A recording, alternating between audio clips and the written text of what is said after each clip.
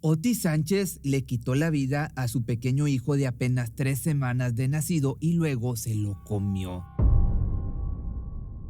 Se dice que al cuerpo le arrancó 3 dedos con su boca y luego se apuñaló a sí misma cortando su estómago y rostro. Era un total mar rojo la escena. Sin embargo, por increíble que suene, la mujer fue declarada inocente después de todo.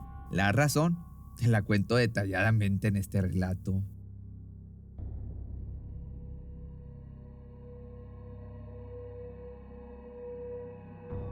Mi hermana le ha hecho daño a su hijo. Mi hermana ha cortado a su hijo y lo lastimó gravemente. ¿Ella hizo eso? ¿Qué está pasando con el niño? El bebé está muerto. ¿Qué dijiste? El bebé está muerto. Por favor, ven rápido.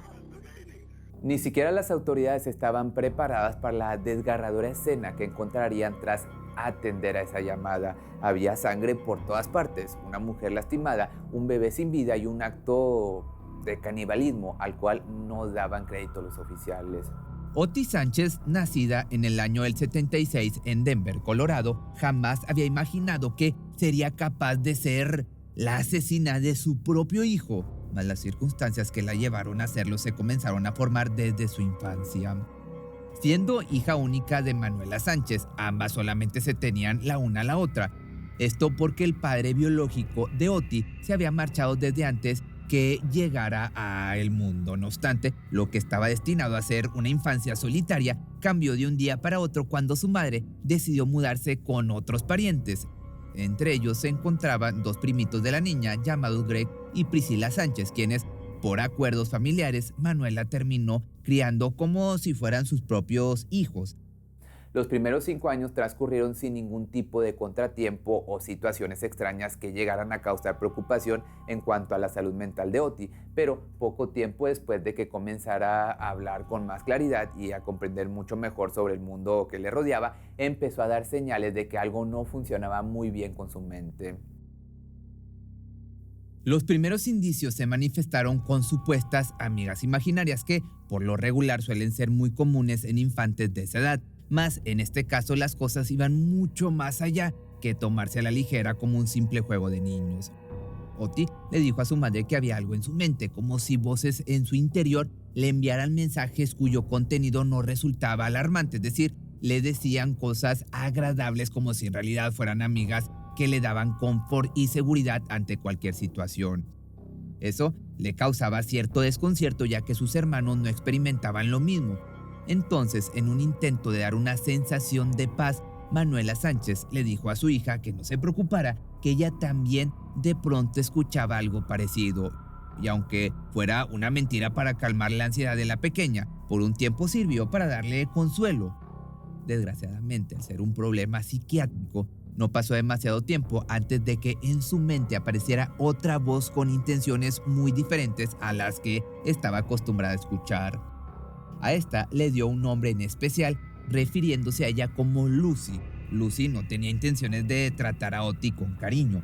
Por el contrario, había llegado a formar parte de su vida como alguien que le daba órdenes perjudiciales para sí misma, llevando a la niña a autoinfligirse y hacerse sus primeras lesiones. Sin duda, con esta nueva situación, la pequeña debió ser atendida por profesionales, mas por una u otra razón, Manuela y sus hijos debían mudarse constantemente, lo cual ocurrió hasta que finalmente encontraron un buen lugar para instalarse en San Antonio, Texas, justo donde en un futuro se llevaría a cabo el tan desgarrador asesinato. Ahí la joven cursó la secundaria, sobrellevando esa etapa como una de las más difíciles ya que los episodios de las voces en su cabeza habían tomado mayor relevancia, poniéndola así en un estado de paranoia persistente. Fue hasta ese momento que la chica por sí misma decidió buscar ayuda e inmediatamente fue diagnosticada con esquizofrenia paranoide. Sus síntomas no dejaban lugar a dudas y afortunadamente eso lo hizo ser acreedora al tratamiento necesario para que pudiera llevar una vida normal. Quería estudiar la carrera de técnico en farmacia y haría todo lo posible para cumplirlo. Entonces, tras concluir sus estudios de secundaria, vio la manera de encaminarse para ingresar a la universidad en donde se formaría como profesional. Una vez ahí, parecía que tenía todo bajo control. Su mente se encontraba estable, se dedicaba a sacar buenas notas y por si fuera poco, de pronto el amor llegó a su puerta.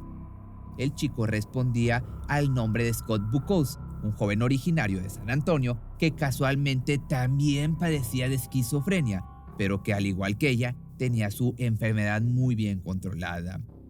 Ambos congeniaron tan rápido como se conocieron y en cuestión de días ya habían iniciado una relación.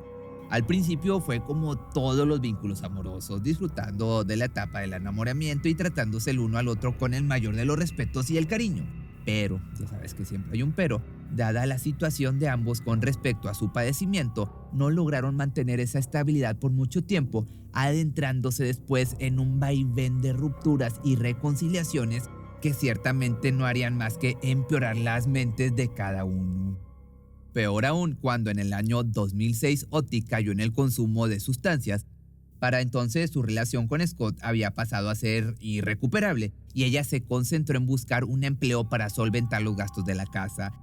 No obstante, considerando su situación más el uso excesivo de sustancias ilegales, su cabeza se estaba convirtiendo en una bomba de tiempo para hacer explosión. No podía conservar un empleo y pasó de uno a otro hasta que se convirtió en cuidadora de pacientes a domicilio. Un empleo que por un tiempo le brindó, digamos, algo de estabilidad, pero que con sus arranques paranoides no pudo conservarlo más.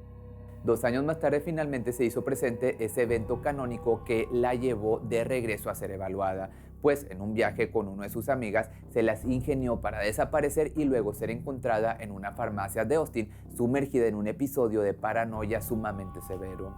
Esto la llevó a ser internada por 16 días consecutivos, tiempo en el que se le brindó el apoyo necesario para recuperar la lucidez, puesto que cuando la habían encontrado estaba completamente fuera de sí. Posteriormente, de regreso en San Antonio, fue referida al Centro de Servicios de Atención Médica. Ahí le brindaron el tratamiento que necesitaba, completamente gratuito. Oti nunca podría llevar, a pesar de esto, una vida normal, a no ser que tomara sus medicamentos con regularidad. También, una vez controladas sus alucinaciones, nuevamente su vida comenzó a tomar un rumbo deseado. Incluso hubo una reconciliación entre ella y Scott, la cual avanzó de manera satisfactoria hasta que tuvieron que enfrentar un nuevo reto. Por motivos de presupuesto, se le dijo a la mujer que su tratamiento sería suspendido definitivamente. Sin embargo, fue referida a otros espacios en donde podían ayudarla. No obstante, contrario a poner todo de su parte para continuar con esa estabilidad emocional de la que estaba gozando, entró en un periodo de depresión al grado de no querer buscar ayuda por otro lado. Para entonces ya tenía 33 años de edad, no tenía dinero para costear su tratamiento y pensó que estaba condenada a la locura. Fue entonces que recibió una noticia que le cambiaría la vida. Oti estaba embarazada. Cuando supo que dentro de ella se estaba formando un nuevo ser, la esperanza llegó nuevamente. Se prometió a sí misma mantenerse lúcida, aun y cuando no estuviera en tratamiento. Pensó que lograría mantener a ese bebé a salvo considerándolo la solución a todos sus problemas. Gran error, obviamente esto no iba a ser así. Fue hasta una semana después del parto, en junio del año 2009, que la mujer procedió a retomar su tratamiento.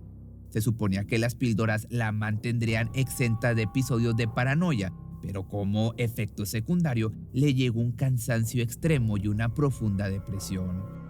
Para contrarrestarlo, se suponía que en la siguiente visita con el médico, su medicamento sería sustituido por otro, cuyos efectos secundarios fueran menos severos, pero Oti no esperó la llegada de esa receta para suspender el consumo de píldoras. Esta falta de tratamiento naturalmente culminó con un deterioro mental mucho más considerable, tanto que la relación con su pareja se vio afectada de un momento a otro después de una discusión que ya no tendría remedio. Por eso, la recién madre decidió mudarse de regreso con su familia, esperando que con el apoyo de ellos, su paranoia disminuyera paulatinamente. Lo cierto era que la mujer necesitaba ser medicada, sí o sí. Un cambio de ambiente no resultaba suficiente, ni tener un bebé era suficiente para que se viera reflejado en sus acciones posteriores. Esas mujeres quieren amamantar a mi bebé. Esas mujeres se quieren llevar a mi bebé. Para que te des una idea, era lo que decía constantemente, pues ahora las voces en su cabeza venían acompañadas de alucinaciones sumamente vívida, tanto que el comportamiento de Oti resultaba muy peligroso para el recién nacido.